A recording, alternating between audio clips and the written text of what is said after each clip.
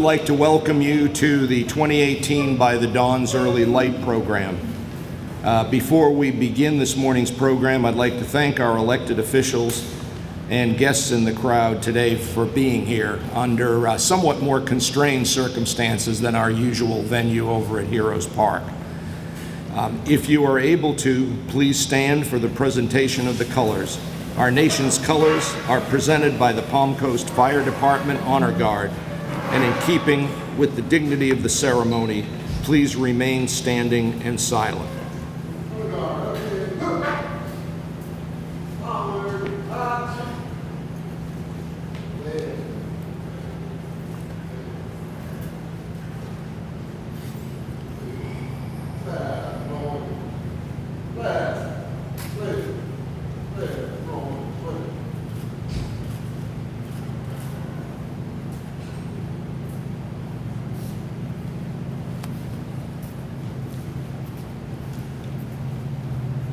Mark, time, arch, detail, pump, left, freeze, put.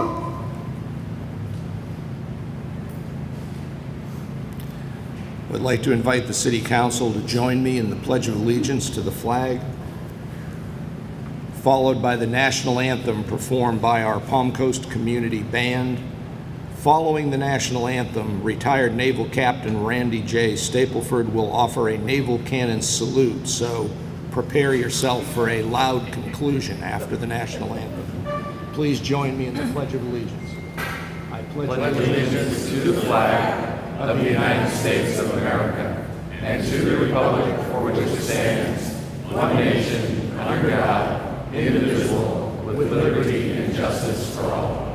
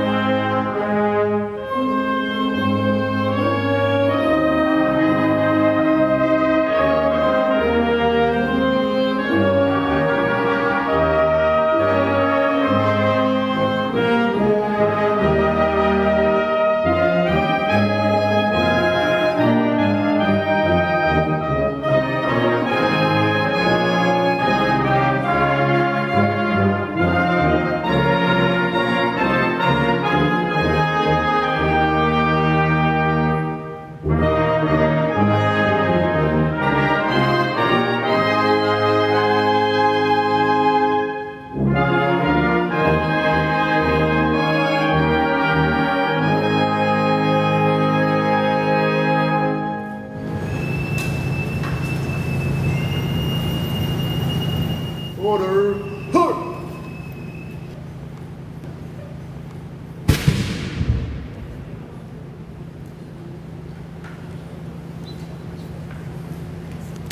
Please be seated. Honor guard, just.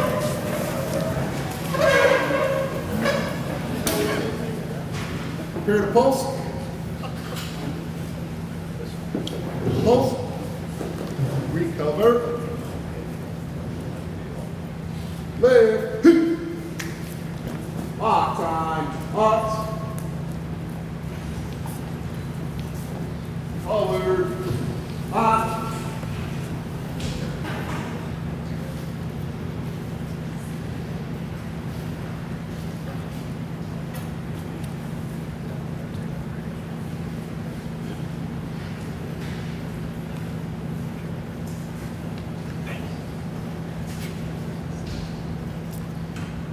The Declaration of Independence which is the document that we celebrate today as the official birth certificate for the United States of America.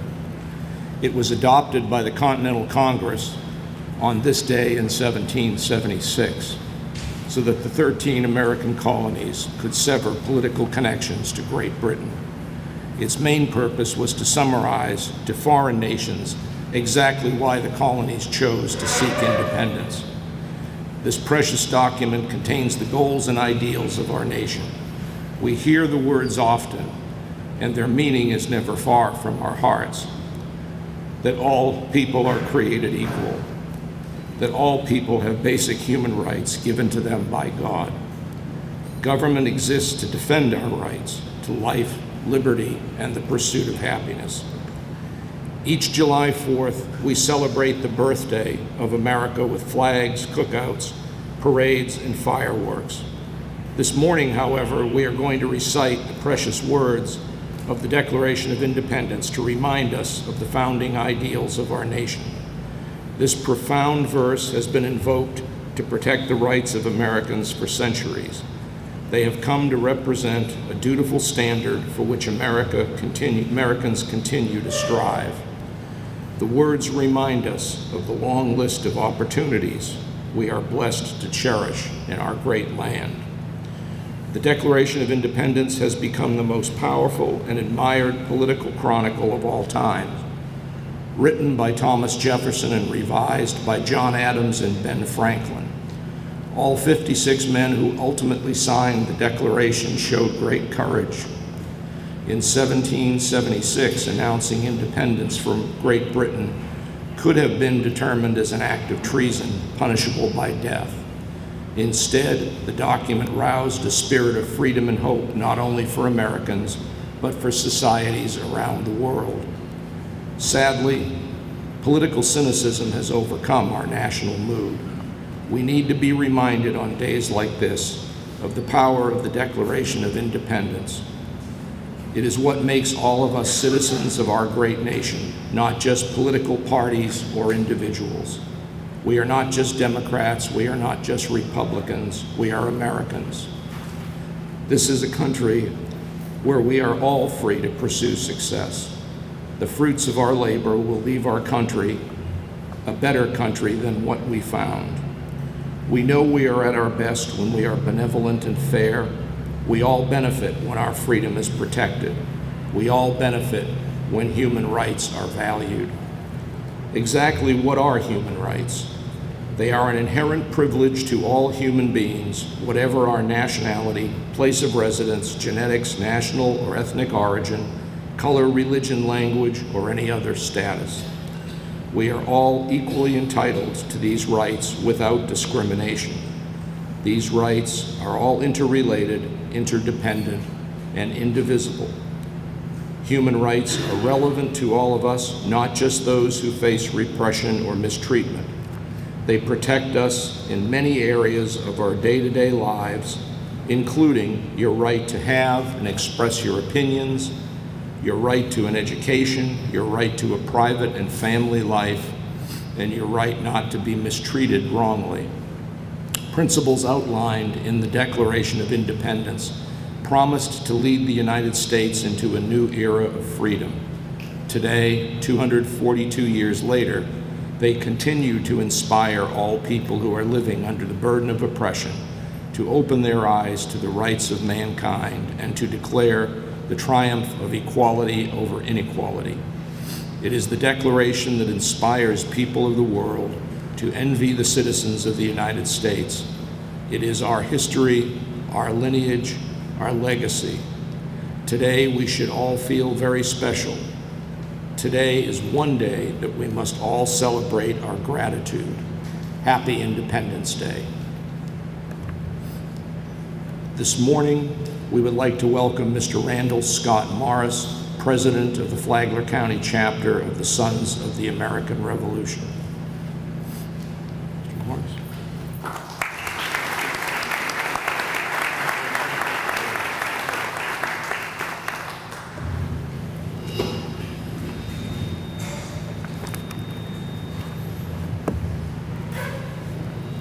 Good morning to everyone. Before I begin this speech, I'd like to talk briefly about the Sons of the American Revolution. We are the linear descendants of the Patriots. Many of us have a dozen or more Patriot ancestors. I personally have 8, which I can prove through documentation.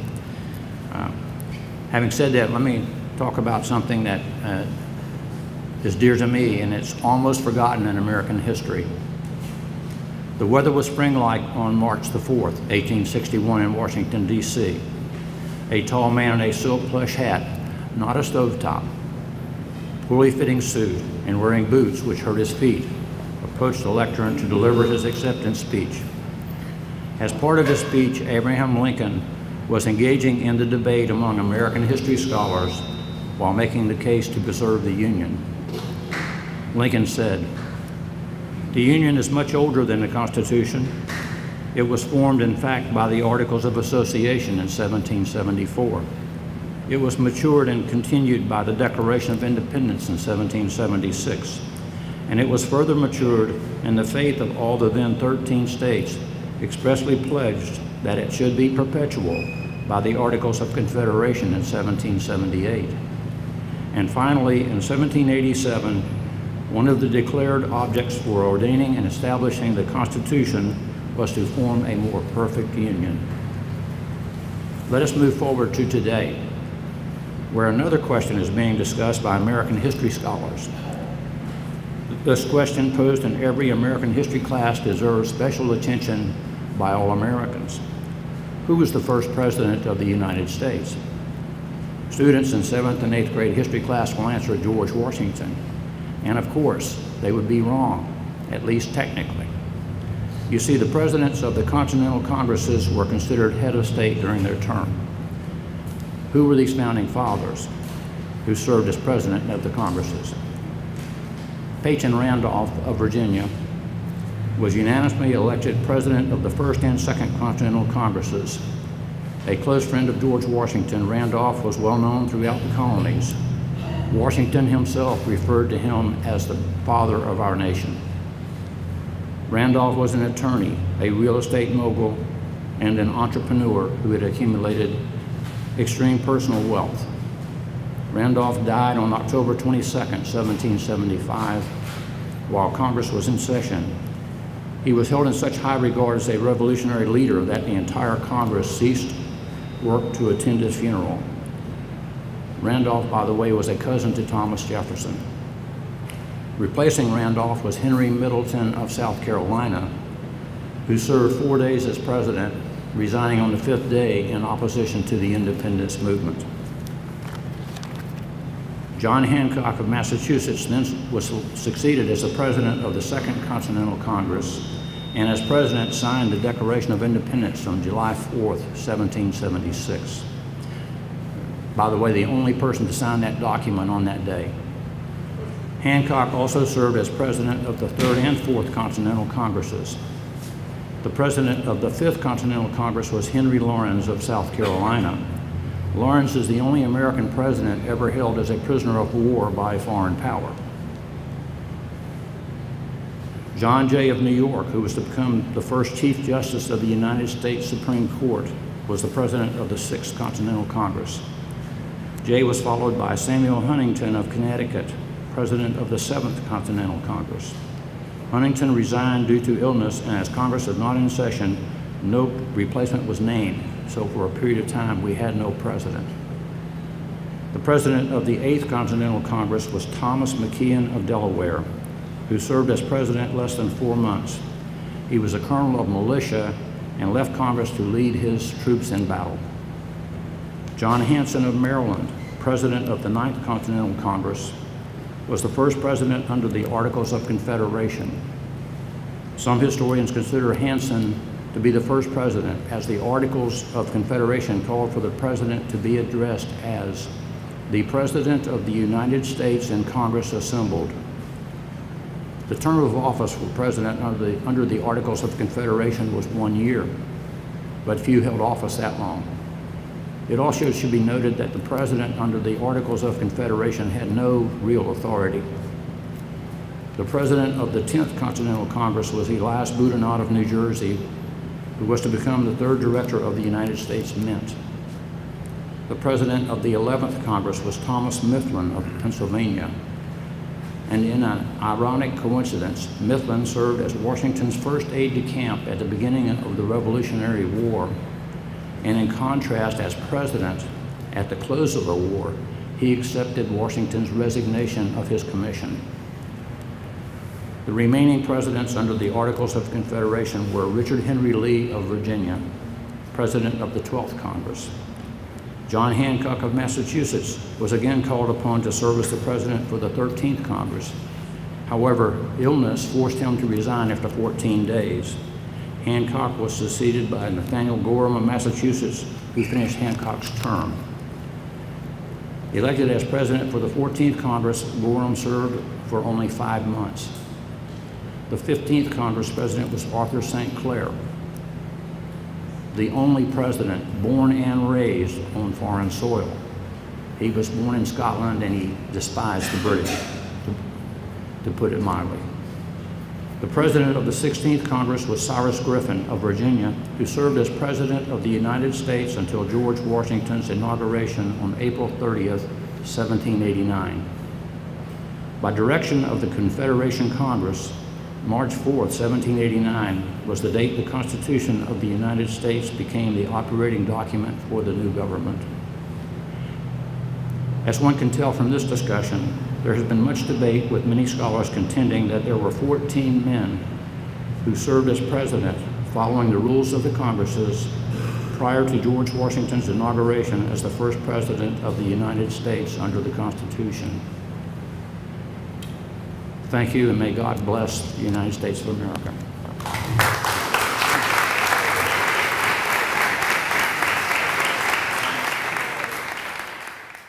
We have a special musical presentation this morning. The Palm Coast Community Band will perform The Stars and Stripes Forever.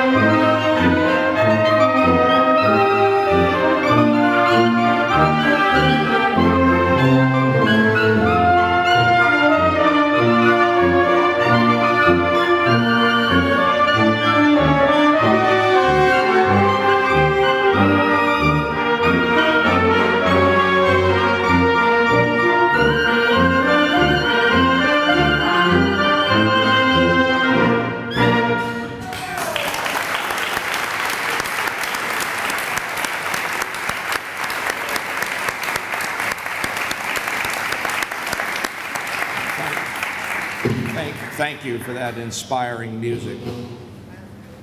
242 years ago, the representatives of the Second Continental Congress carried out the signing of the Declaration of Independence, giving birth to a new nation, the United States of America.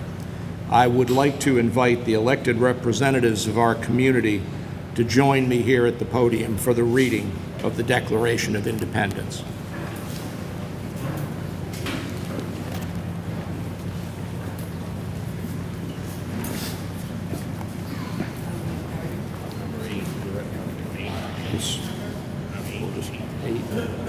Just all line up alphabetically by height or something? No? Number. Okay. Number. Okay. On a warm, humid Philadelphia morning, the members of the Second Continental Congress gathered together and pledged their lives, fortunes, and sacred honor. As they signed their names to this declaration, the sun began to rise on a new nation, an American nation. Thomas Jefferson wrote with such incredible passion and eloquence about human liberation and the promise of a democratic republic. Scholars believe Jefferson intended the Declaration to be performed, not just read. Its words and rhythm were written to be spoken in proud and defiant tones in grand public places. On this glorious day, we honor these sacred words of the document in celebration of our freedom. Here now are those sentiments expressed on this day in 1776. In Congress, July 4, 1776, the unanimous declaration of the 13 United States of America. When in the course of human events, it becomes necessary for one people to dissolve the political bonds which have connected them with another, and to assume among the powers of the earth the separate and equal station to which the laws of nature and of nature's God entitle them. A decent respect for the opinions of mankind requires that they should declare the causes which impel them to this separation.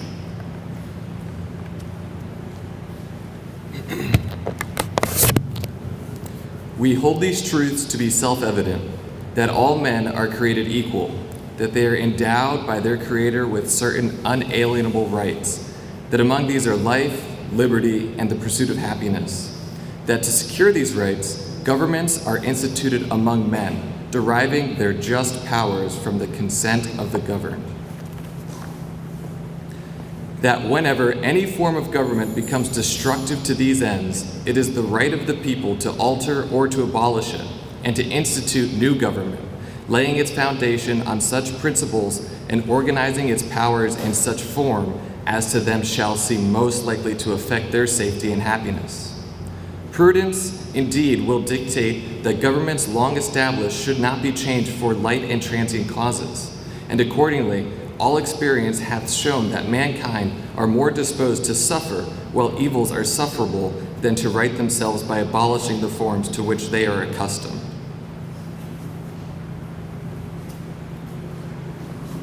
But when a long train of abuses and usurpations, pursuing invariably the same object evinces a design to reduce them under absolute despotism, it is their right, it is their duty to throw off such government and to provide new guards for their future security. Such has been the patient sufferance of these colonies, and such is now the necessity which constrains them to alter their former systems of government.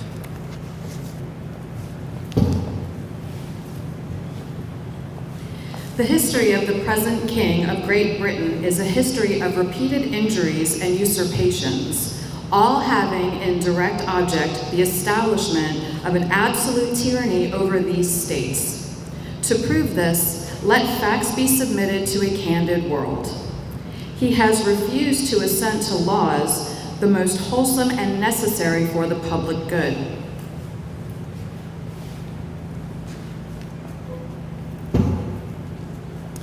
He has forbidden his governors to pass laws of immediate and pressing importance, unless suspended in their operation till his assent should be obtained, and when so suspended, he has utterly neglected to attend to them.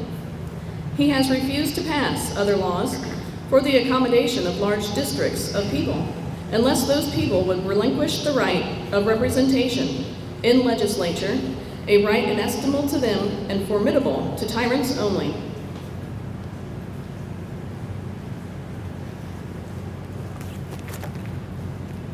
He has called together legislative bodies at places unusual, uncomfortable, and distant from the depository of their public records, for the sole purpose of fatiguing them into compliance with his measures.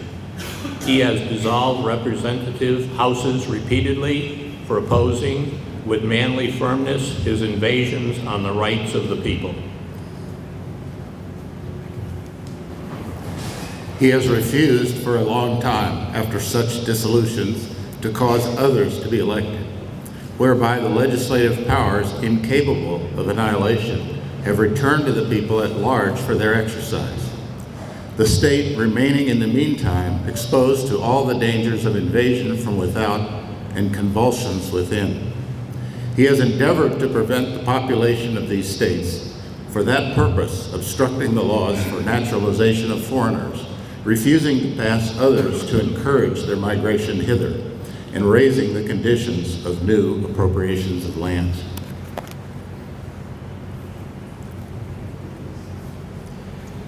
He has obstructed the administration of justice by refusing his assent to laws for establishing judiciary powers.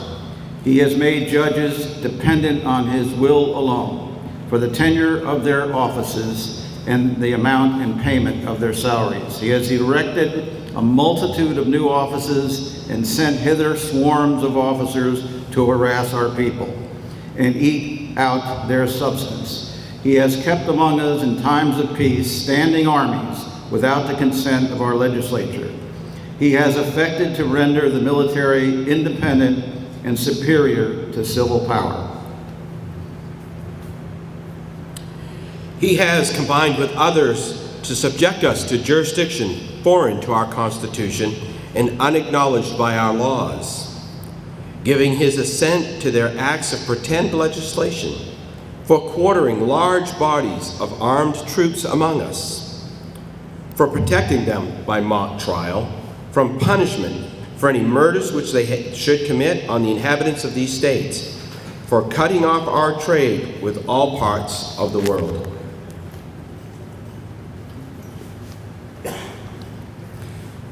For imposing taxes on us without our consent, for depriving us in many cases of the benefits of trial by jury, for transporting us beyond seas to be tried for pretended offenses, for abolishing the free system of English laws in a neighboring province, establishing therein an arbitrary government and enlarging its boundaries so as to render it at once an example and fit instrument for introducing the same absolute rule in these colonies, for taking away our charters, abolishing our most valuable laws, and altering fundamentally the forms of our governments.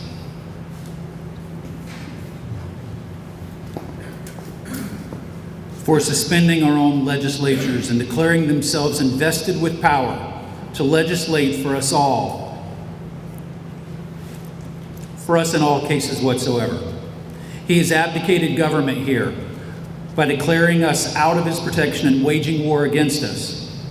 He has plundered our seas, ravaged our coasts, burned our towns, and destroyed the lives of our people. He is at this time transporting large armies of foreign mercenaries to complete the works of death, desolation, and tyranny, already begun with circumstances of cruelty and perfidy scarcely paralleled in the most barbarous ages and totally unworthy the head of a civilized nation.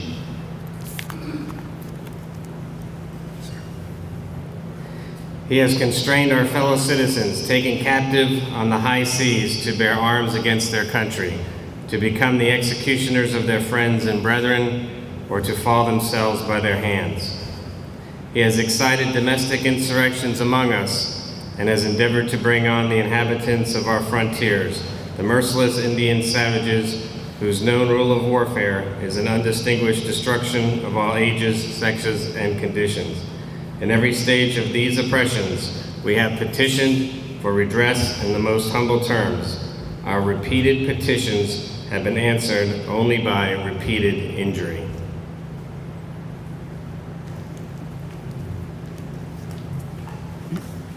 A prince whose character is thus marked by every act which may define a tyrant is unfit to be the ruler of a free people. Nor have we been wanting in attentions to our British brethren. We have warned them from time to time of attempts by their legislature to extend an unwarrantable jurisdiction over us. We have reminded them of the circumstances of our emigration and settlement here. We have appealed to their native justice and magnanimity, and we have conjured them by the ties of our common kindred to disavow these usurpations which would inevitably interrupt our connections and correspondence. They too have been deaf to the voice of justice and of consanguinity.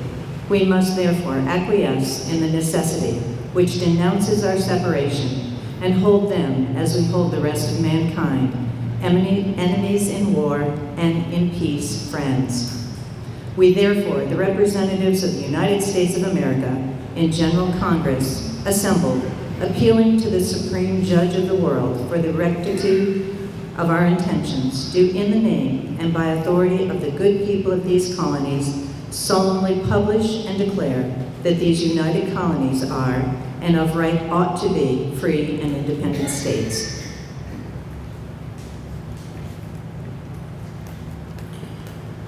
They are absolved from all the allegiance to the British Crown, and that all political connection between them and the state of Great Britain is and ought to be totally dissolved, and that as free and independent states, they have full power to levy war, conclude peace, contract alliances, establish commerce, and to do all other acts and things which independent states may of right do. And for the support of this declaration, with a firm reliance on the protection of divine providence, we mutually pledge to live each other's lives, our fortunes, and our sacred honor. And before I turn the mic back over, it's always tough to give an elected official the mic. I just want to say this is a special honor for me, as my cousin William Hopper signed the Declaration of Independence and served in the Continental Congress. And I know that we have some sons and daughters of the American Revolution, and if they could just stand so that we could recognize them, I think that would be great.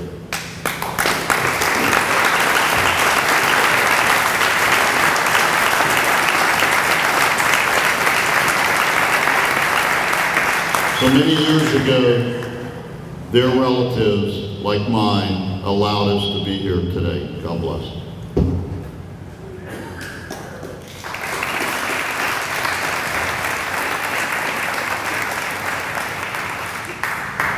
And I'd like to thank all of our elected representatives for their participation this morning. Before we leave this morning's celebration, we have a final musical tribute. God Bless America, performed by vocalist Flagler County Deputy Sheriff Sergeant Kenny Concals, and instrumental by the Palm Coast Community Band.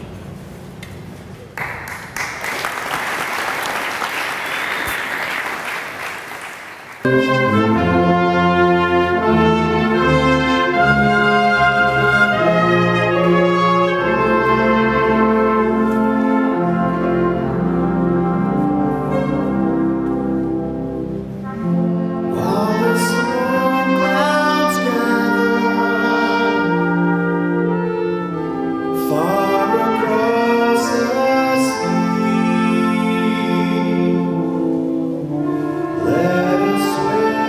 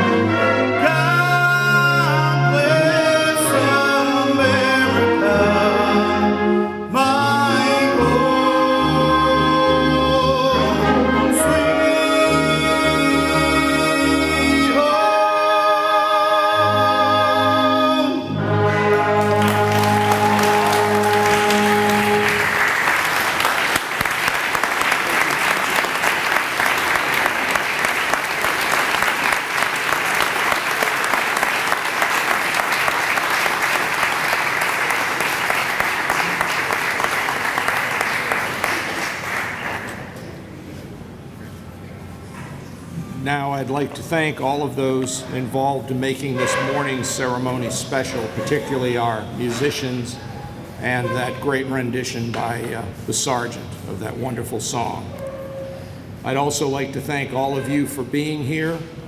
The 4th of July in North Florida is not a comfortable time of year to be outdoors, but I know that you appreciate this type of ceremony, and I thank you for attending. So now I would like to bid you adieu to celebrate the dawn's early light and to enjoy a safe and patriotic 4th of July. Thank you again for coming.